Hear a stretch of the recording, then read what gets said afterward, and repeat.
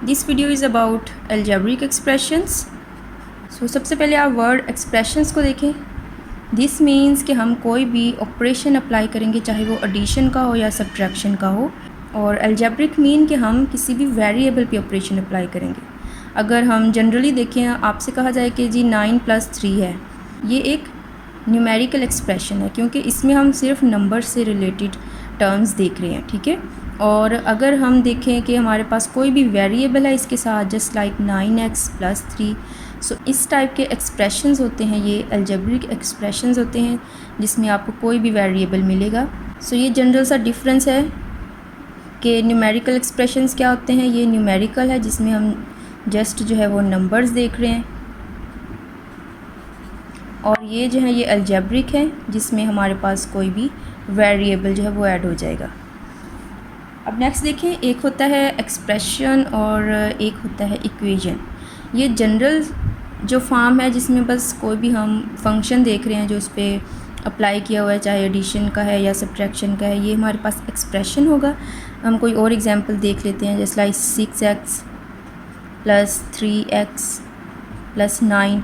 ये क्या है? ये एक एक्सप्रेशन है। और एक्सप्रेशन जो होते हैं इनको सिंप्लीफाई किया जाता है। आप देखें, इनमें जो जो टर्म्स हैं, 6x है, 3x है, ये दोनों ऐड की जा सकती हैं क्योंकि इनमें वेरिएबल सेम है। टर्म्स मीन अगर हम सेपरेट से देखें कि ये एक टर्म है, ये एक टर्म है, और ये दोनों क्या हैं? ये लाइक टर्म्स हैं। लाइक मतलब लाइक जैसे कि इनके जो वेरिएबल्स हैं वो सेम हैं। सो जिनके वेरिएबल सेम हों, उनकी पावर्स सेम हों, उन टर्म्स को हम जो है ऐड कर सकते हैं। तो ये क्या हो जाएगा हमारे पास? 9x + ये 9 सेपरेट है, ये बस ऐसे ही हमारे पास आ जाएगा।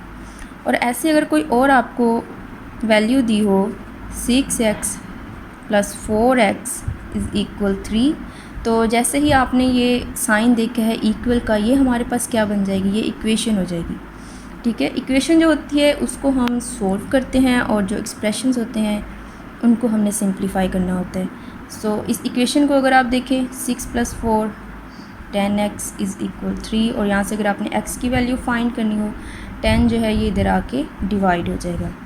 सो ये जनरल सा डिफरेंस है कि एक्सप्रेशन क्या है और इक्वेशन क्या है। सो यहाँ पे कुछ चीज़ें जो हमने अभी देखी हैं कि न्यूमेरिकल एक्सप्रेशंस क्या होते हैं और अलजेब्रिक एक्सप्रेशंस क्या होते हैं, और नेक्स्ट जो है वो एक्सप्रेशन में क्या फ़र्क है और इक्वेशन में क्या फ़र्क है। अलजेब्रा जो है ये अक्सर स्टूडेंट्स को टफ़ कैटेगरी लगती है मैथ्स में। उसका रीज़न कुछ ये है कि शायद इसमें जो वैल्यूज़ होती हैं वो कुछ ज़्यादा ही आपको शैटर्ड नज़र आती हैं कि पता नहीं कितना टफ़ होगा। तो इसके लिए कुछ टेक्निक हैं जो आपने देखनी है। आप इन टर्म्स को देखें सेपरेटली। सबसे पहले इन टर्म्स को देखें, ये 4x है। वेरिएबल को देखें, यहाँ पे सिंगल x वेरिएबल यूज़ हो रहा है, और ये 12xy है, और यहाँ पे आप वेरिएबल देखें x और y यूज़ हो रहा है। नेक्स्ट देखें, अगेन x और y वेरिएबल है और नेक्स्ट सेपरेट y है। नेक्स्ट जो है वो जस्ट 3 है हमारे पास। अब आप देखें, इनमें जो लाइक टर्म्स हैं उनको आप सेपरेट कर लें और जो अनलाइक हैं उनको आप सेपरेट कर लें। लाइक टर्म्स मीन जिनके वेरिएबल्स सेम हों, जिनकी पावर्स सेम हों, क्योंकि हम उनको ही सोल्व कर सकते हैं। अब आप देखें 4x है, x से रिलेटेड यहाँ पे और कोई भी वेरिएबल नहीं है, तो ये जो हमारे पास वैल्यू है ये ऐसे ही आ जाएगी। नेक्स्ट इन दोनों टर्म्स को देखें, यहाँ पे इक्वल वेरिएबल है हमारे पास x और y, और पावर भी दोनों की सेम है, विच मीन्स कि ये दोनों जो हैं ये सोल्व होंगे। 12 + 9 21।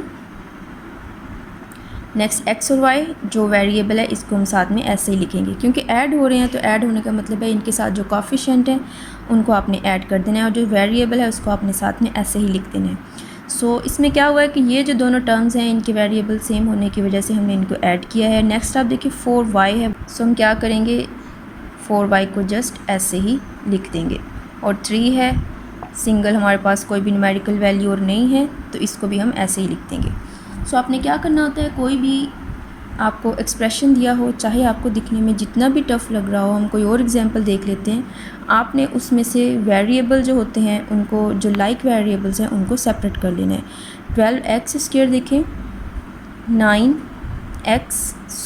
+ 3x + 4xy + 9y²। अब इसमें आप देखिए ये सिंगल हमारे पास टर्म है, इस जैसी और कोई टर्म नहीं है एक्स से रिलेटेड। एक्स और वाई ये भी सिंगल है और वाई ये भी सिंगल है, विच मीन्स ये वैल्यूज़ ऐसे ही लिखी जाएंगी।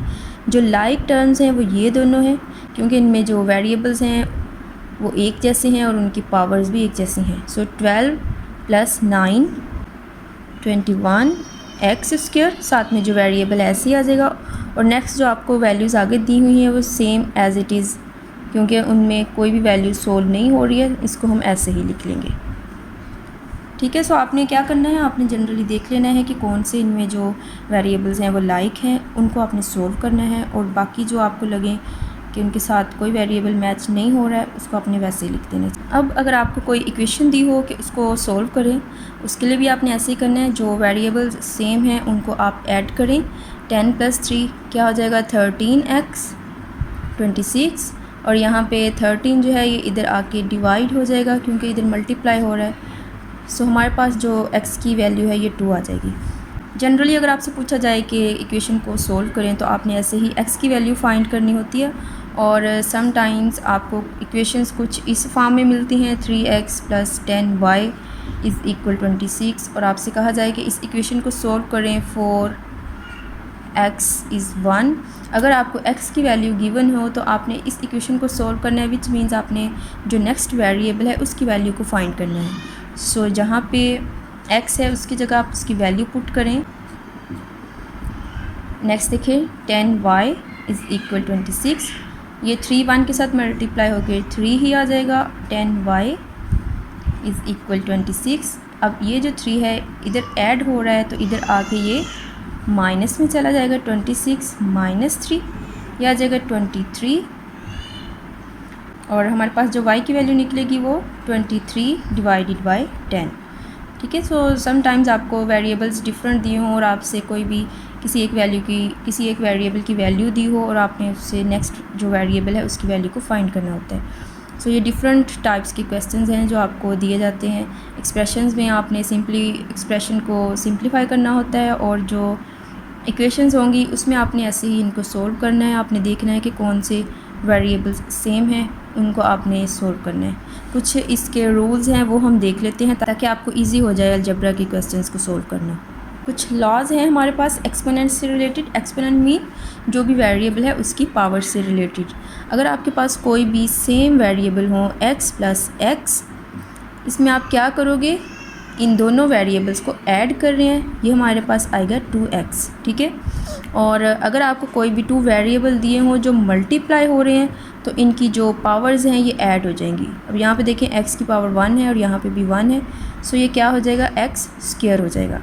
जब ऐड करेंगे तो इसमें जो आपके पास कोफिशिएंट है वो ऐड हो रहे हैं, यहाँ पे 1 है, यहाँ पे भी 1 है, सो ये 2 हो जाएगा। और जब मल्टीप्लाई करेंगे तो आपने इनकी पावर्स को ऐड करना है। इसी तरह से अगर आपको दिया जाए x² + x², अब ये ऐड हो रहा है, सो आप क्या करोगे, जो भी आपके पास वेरिएबल है ये ऐसे ही रहेगा और इसके जो कोफिशिएंट हैं ये ऐड हो जाएंगे, ये हो जाएगा 2x²। और अगर x² को मल्टीप्लाई किया जाए x² के साथ, सो यहाँ पे हम क्या करेंगे, इनकी जो पावर्स हैं इनको हम ऐड करेंगे, ये आ जाएगा x 2 + 2 ये 4 हो जाएगा। इसी तरह से अगर आपको डिवाइड में दिया हो x4 / x², जब डिवाइड हो तो आपने उसमें पावर्स जो है उनको माइनस करना होता है। यहाँ पे क्या हो जाएगा x4 - 2 और ये इक्वल हो जाएगा x² के। ठीक है, और अगर ये वैल्यू इस तरह से हो, x² पहले है और डिवाइड हो रहा है x4, सो तब भी आप क्या करोगे, इसको माइनस करोगे और यहाँ पे जो हमारे पास पावर है वो -2 में आ जाएगी। और अगर आपको पावर्स कुछ इस फॉर्म में मिलें x²⁻³, इसमें भी आप क्या करोगे, इन पावर्स को मल्टीप्लाई करोगे। 2 × 3 ये हो जाएगा x6। और अगर आपको दिया हो x² × x3, सो हम इसमें क्या करेंगे, जैसे हमने आपको पहले बताया, इनकी पावर्स जो हैं इनको ऐड कर देंगे। सो ये छोटे छोटे से डिफरेंस हैं, ये आप अपने माइंड में रखेंगे तो अलजेब्रा को सोल्व करना कोई ज़्यादा टफ नहीं लगेगा आपको। ठीक है।